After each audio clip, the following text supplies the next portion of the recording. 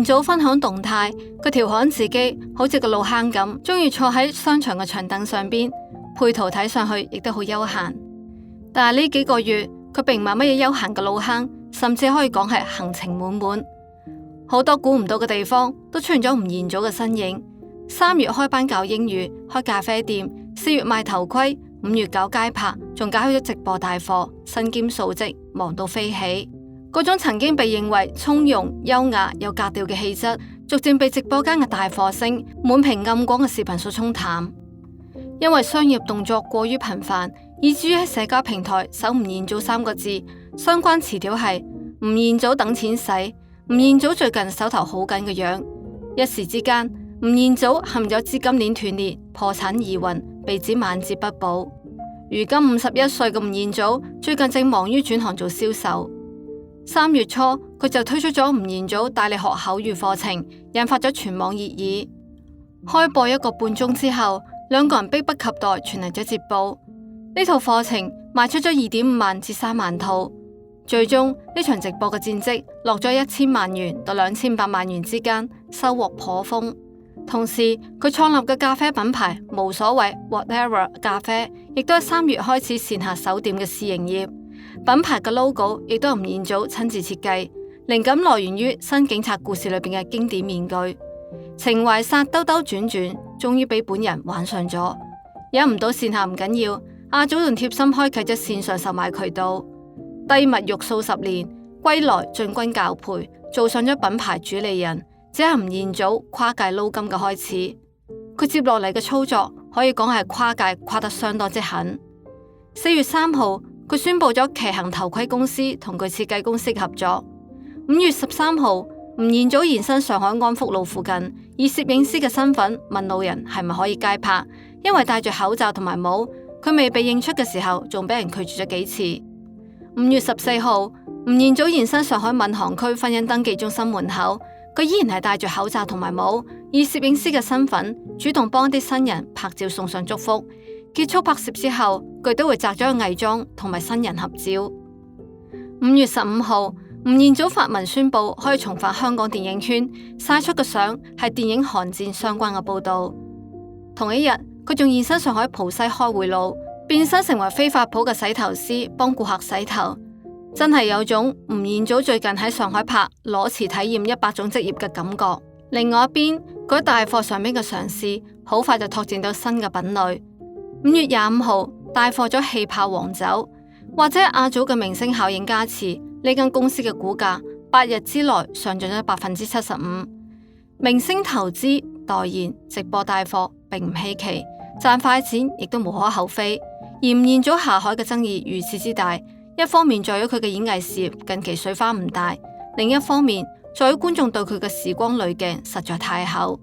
曾經就係高嶺之花嘅吳彥祖同金城武並列靚嘅形容詞，如今阿武半隱退，喺世人嘅想象裏邊優雅老去，阿祖卻淪為咗凡人，頻繁暴露，為錢發愁。阿祖點解會淪落到咁樣呢？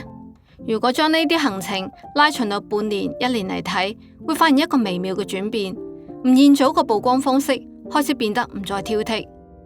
過去佢出現喺觀眾嘅視野裏邊，總係有精心包裝嘅作品，有角色，有製作，有距離感。而如今，不論係網課嘅宣傳短片，定係線下街頭嘅素人互動，佢都願意親自上陣，甚至甘當背景板。呢種從光環之上走向人海之中嘅改變，唔只係姿態嘅放低，更加似係一種被現實推住走嘅調整。而外界對佢嘅議論，亦都從吳彥祖點解咁忙，慢慢變成咗佢係咪出咗事。尤其係近幾年喺香港、喺美國、喺內地3地之間反覆來回，事業線睇唔出明確嘅重心，經營版圖集而散，似喺度補緊破網，亦都似喺度揾緊出路。咁樣嘅節奏，令人不禁開始聯想，佢嘅生活係咪某一個部分出現咗問題？如果話事業只係轉型，咁感情層面則更加微妙。過去佢同太太 Lisa S 經常合體亮相，彼此打氣，如今則鮮少同框。曾經愛得大方、曬得自然嘅兩個人，如今睇起身彼此嘅存在感都變淡咗好多。之前吳彥祖仲喺平台介紹咗自己上海屋企，本來大家關注嘅重點都喺屋上邊，結果有眼睛嘅網友發現吳彥祖喺視頻裏邊冇戴結婚戒指，哇！呢一下就炸開咗鍋啦。要知道3月份佢喺洛杉磯屋企拍視頻嘅時候仲戴住嘅，點解2個月之後就除咗嘅？網友即刻腦補咗一出大戲，唔會係離咗婚吧？唔通感情出咗問題？怪不得最近喺國內咁活躍啦。而喺父親節，吳彥祖晒出合照裏邊亦都有個女。其實吳彥祖唔係第一次被傳離婚，前幾年吳彥祖就喺社交平台上面自爆，已經同太太分床瞓咗11年啦。喺 ins 上邊佢自嘲結婚10年，我嘅某器官大概全身最乾淨嘅地方。一位網友評論：結婚10年同某器官乾淨有咩關係啊？吳彥祖則毫不避諱咁表示，因為好少用。網友瞬間炸開咗鍋。不過吳彥祖呢種特立獨行嘅婚姻，久處不厭嘅兄弟情，確實令人對婚姻有咗新嘅認知同埋見解。對於離婚傳聞，吳彥祖根本懶得解釋，直接喺後面嘅視頻裏邊將婚戒帶咗返嚟。佢仲喺老婆 Lisa S 生日嗰日發咗一段超甜蜜嘅告白視頻，配文話：見到你騎馬嘅時候嘅開心嘅笑容真係太靚啦！我哋最好嘅年華仲喺後邊。呢個回應同嗰啲女傳離婚卻拒不回應比起身，簡直教科書級別。不過話又講返轉頭，呢對夫妻嘅感情故事本來就夠甜噶啦。2010年，吳彥祖同相戀8年嘅女友 Lisa S 結咗婚。當年 Lisa S 嘅照片曝光之後，無論係媒體定係路人，幾乎都認為呢個分明就係翻版嘅李美琪。現任同前任嘅相似度高達80%。不得不講，屬於李美琪嘅嗰一段，大概已經讀入咗吳彥祖嘅基因啦吧。吳彥祖曾經講到，佢同太太有好多相似之處。吳彥祖中意南非，佢覺得嗰度係個純粹原始嘅地方。喺拍拖嘅時候，佢帶住 Lisa S 去到南非踎咗1個月。而且吳彥祖事業巔峰時期，雖然因為宣傳影片，然後傳咗各種嘅緋聞，但女方並冇乜嘢懷疑。2個人嘅婚禮亦都喺南非舉行嘅。冇乜嘢華麗壯觀嘅世紀婚禮，佢哋嘅婚禮只係純粹嘅天地為證，以情為誓。當然 ，Lisa S 嘅身份亦都唔簡單，佢個爸爸係賭城拉斯維加斯著名賭場飯店凱撒宮嘅總裁，白富美一個。吳彥祖同 Lisa S 戀愛長跑8年，結婚10幾年，加埋一齊，2個人已經喺埋一齊度過咗20幾年。婚後嘅吳彥祖減少咗工作，喺太太懷孕期間，吳彥祖自己照顧太太嘅飲食起居，下廚煮飯，從一個電影明星轉型成為一個家庭婦男。2013年個女出世之後，更加無心工作，成咗名副其實嘅奶爸。吳彥祖自稱淪為咗被個女控制嘅奴隸，索性就為自己同埋個女安排咗一個長達1年嘅假期。吳彥祖出席活動亦都經常提及女兒同埋家庭，只不過聲稱繼續生小朋友嘅佢一直只有一個寶貝女。工作節奏放慢，曝光頻率變低，佢開始選擇性咁接戲，更多時候係陪屋企人嘅身邊。